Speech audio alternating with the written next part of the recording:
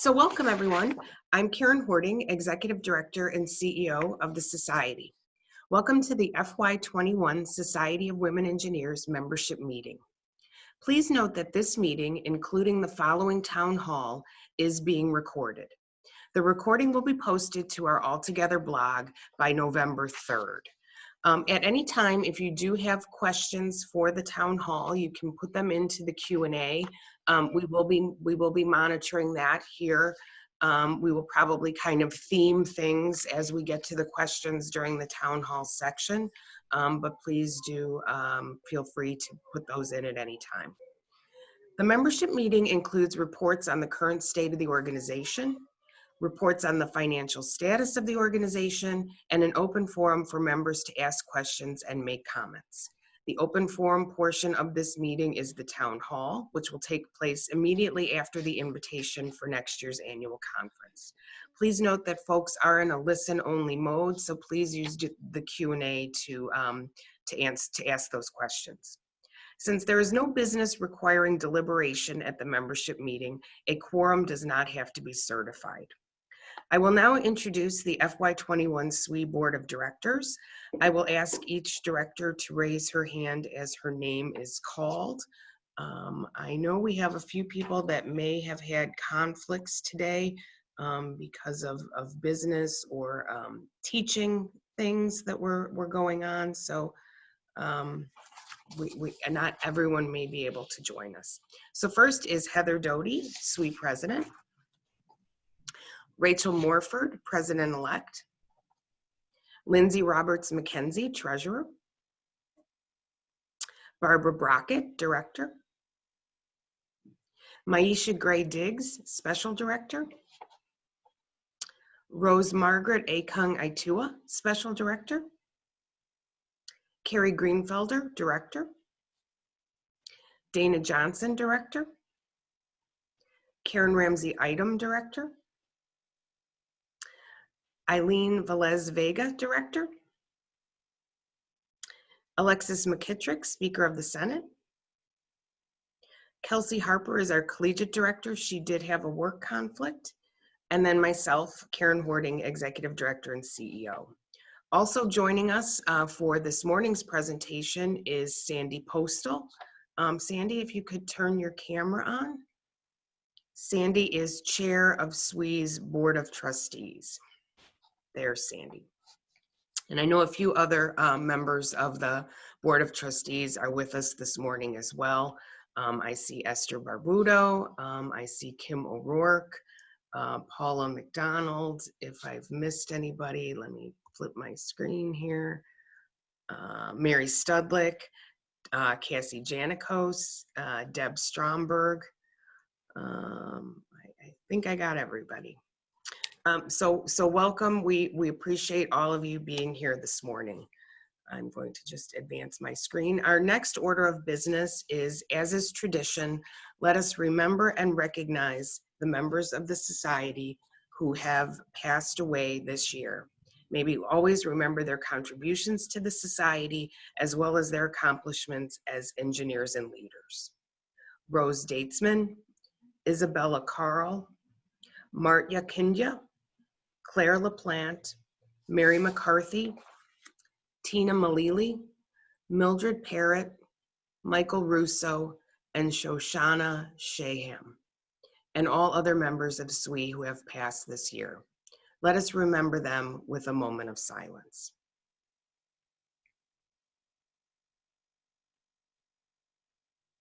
Thank you. And we would also like to celebrate, we did have one new SWE section that was chartered in this past year, which was Southern New Jersey. So please join me in welcoming the new section to SWE.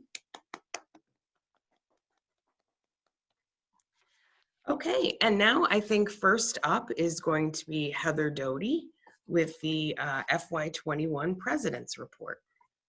Heather, take it away. Yes, thanks. And I just want to really quickly acknowledge also Society Secretary Sandy Pettit. I know Karen had a long list of folks. Oh my goodness, I am sorry, Sandy. No worries. It's all good. We can go to the next slide, please.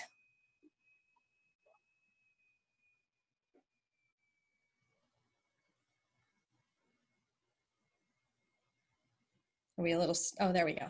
Thank you so much. Well, 2020 has been the year of the pivot, and we are constantly changing what we're doing in terms of operations. Our basic principles have not changed. SWE remains committed to our mission, vision, strategic goals, and core values as shown here. We don't have a lot of time to get into a ton of detail this morning, but I do want to highlight some key achievements and activities going on in each of our strategic goal areas. So we'll go ahead and start with professional excellence on the next page. As we're waiting for that to come up, Karen will talk a little bit more about our new SWE Mentor Network, but I just wanted to put in a quick plug. Today is the last day to sign up as a mentor for the WE20 cohort going on the next 2 weeks. From online traffic, I see that folks are getting a lot of appointments, so I'm pretty sure we can use some more mentors. More cohorts are to come in early 2021. And as Karen mentioned, you can ask questions at any time in the Q&A, but if you do want to know more about the things I'm going to quickly cover here, you can find more information on our Altogether blog post, altogether.swe.org, on almost everything I'm going to talk about today. So next up, we're pleased to launch the Leadership Development Program this year.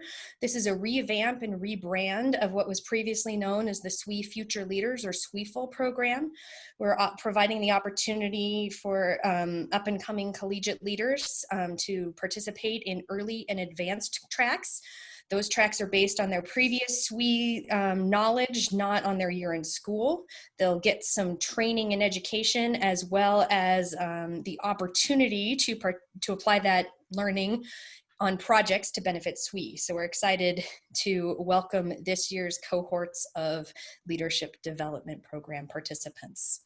Additionally, SWE has been a provider of continuing education units through the international accreditors for continuing education and training, and we are pleased to announce that we have renewed our standing as a provider through that, so that's super exciting. And of course, WE20, we're excited to have that. If you can click one more time, not just the next 2 weeks, but content available for the full year. So you've seen maybe that some folks really did enjoy the networking that went on during the Life Members reception this week. I encourage you all to prioritize the networking opportunities during the 2 weeks that we're live, but all of the sessions, including those that are being offered live, will be available for a full year to participants in the conference. And I won't steal Karen's thunder about how awesome our participation in this conference is going to be. I'm sure she'll cover that. So next up, we'll talk about globalization. SWE's reach continues to expand. We're so pleased to have over 109 global ambassadors in 20 countries. These folks are working with our teams on content curation, university engagement, and supporting our global affiliates, of which we now have 64 global affiliates. I'm also pleased to say that our leadership coaching committee is expanding their reach and is now also mentoring and serving our global affiliates in addition to our US sections and affiliates. So great work and exciting news there as we continue to expand around the world. In terms of advocacy, while the amazing Invent It, Build It program is taking a pause this year, the team is in evaluation and improvement mode, and it'll come back even better in the future. But we're still excited to offer the SWE Next High School Leadership Academy as part of WE20. Also, I couldn't be more thrilled to announce that this is the year that we have broken into 7-figure giving in terms of all our scholarships, over $1 million in SWE scholarships this year. Wish we were in person so I could hear you all cheering out loud, but I know you're cheering in your homes for that right now. Additionally, in terms of public policy, we're super excited about the STEM Restart Act. That's restoring employment skills through targeted assistance, reentry, and training. That's a bipartisan bill that's been introduced by Senator Jackie Rosen and Senator Cindy Hyde-Smith, incentivizing small and medium-sized businesses to start their own returnship programs. So something that SWE has been working for a very long time. We have our STEM Reentry Task Force, of course, and we've had a number of engagements along the way to get this into reality. So great work in the advocacy space, SWE. finally, last but definitely not least, it's last because I think it's the most important this year, is diversity and inclusion. And I'd like to add equity to that conversation as well. And while we added a diversity and inclusion pillar to our strategic plan over 2 years ago, this year we have very much renewed our commitment. I am so thrilled to have the support of our FY21 special directors on this journey. They have amazing backgrounds and wasted no time jumping in feet first and focusing on SWE's processes and criteria for leadership selection, awards selection, how we engage with underrepresented students, particularly in community colleges, HBCUs, and through pre-collegiate outreach. You'll see that this year we're looking to collect metrics on a number of our programs. We're adding metric information, demographic information to our leadership applications, our scholarship applications, and our awards nominations. We need to have a better understanding of our present state to understand where we focus and improve for the future. So while there's always the option not to provide this information, we do hope that you will voluntarily do so, as it really is a window for us to understand where to focus our efforts. Also through the membership portal, if you haven't included your demographic information there, it would be lovely if you would go in and update your profile. Additionally, our affinity groups are stronger than ever, and their engagement in our DEI work is critical to SWE's success. Our partnerships are also super critical. We continue our memorandum of understanding with ACES, NSBE, and SHIP, and we have signed new MOUs with Nogelstop and SACE, and we're looking at partnering with OSTEM as well. So super exciting to continue our journey for all of those intersectional identities. Next up, I do want to focus a little bit on some operations things. And while I've only mentioned the investment committee on this slide, I also do want to give a big shout out to the bylaws committee and the Senate and all the work that was done in moving forward with our section agreements. Section leaders, hopefully you know what I'm talking about. And if you had questions, you were able to attend bylaws office hours yesterday. But if you don't know what I'm talking about and you're a section leader, I encourage you to reach out to the to the bylaws committee for that. I wanted to really highlight our investment committee. This has been many years in works to get us to a place to really have a more holistic approach to the management of SWE's finances. And so the investment committee is responsible for managing the invested funds in our operating reserves and our specific reserve fund. And this committee is made up of 2 people each from the board of directors, the board of trustees, and the staff, and they report to me. So while we chartered them last year, they didn't actually have the funds in their control until this fiscal year. The transfers were made. Lindsay will talk a little bit more about that in her section in the treasurer's report, but SWE FE continues to be an important part of our organization with our large endowed funds managed by the Board of Trustees that support our scholarships, our awards, our headquarters endowment, as well as the designated funds for SWE sections and groups. So great work here, and it's really giving us a key strategic perspective in what couldn't be a more critical time in terms of finances for the organization. So thanks to everyone who made that move forward. And finally, last but definitely not least, I want to say a huge thank you to our amazing SWE staff.